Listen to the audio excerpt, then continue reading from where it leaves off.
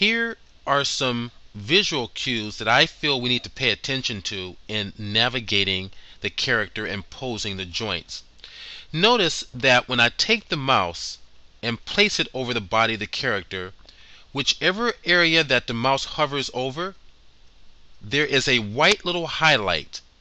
If we go to the arm, the forearm, it highlights white. That does not mean that it's selected. It simply means that that area is bringing attention, or you bringing focus to that area as a choice for you to select. Now, how do we actually select it?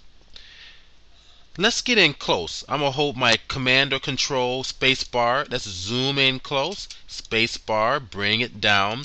And if we get in closer, you can get a better view as to how things are being selected. Now, if I want to actually select it, we simply left click and you'll get a red highlight. Alright, now that portion of the body has been selected. Let's space bar, let's kind of pull it on over, and let's select the forearm. Now, if I decide to mouse over other areas, they will still highlight white, but notice that the red area will remain, okay? Because that's selected. It will remain selected unless you decide to change it. Now, how do I pose that? I can use editing tools here. I can select the rotating tool, and I can basically manually click and drag it,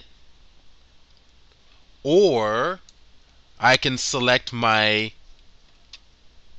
twist tool. That's W, right? So if I hit W, that'll automatically go to the twist tool, and I can twist the arm, right? If I go back to R for rotate, we can rotate.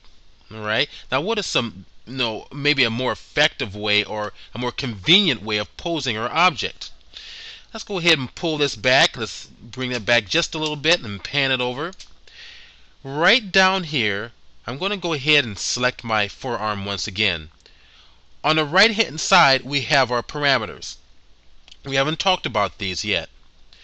We have right down in here options for posing every body part in this character. So if I select on any body part, the face or the head, the neck, it's going to give me the separate parameters for posing them.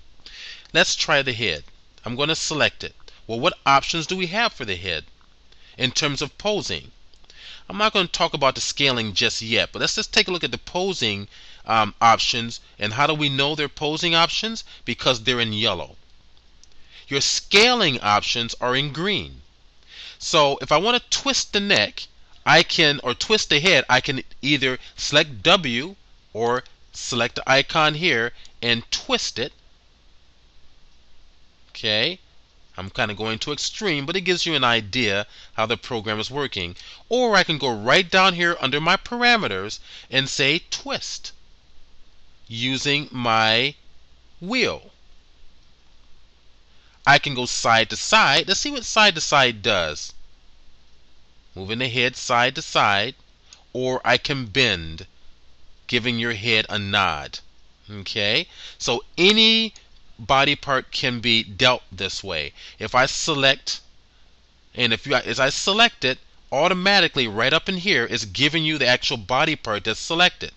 Well, we can also select a body part from a drop menu. Hit the little triangle here. Under body parts, here they are all listed. Right shin, which is right down in here. Let's go ahead and pan up.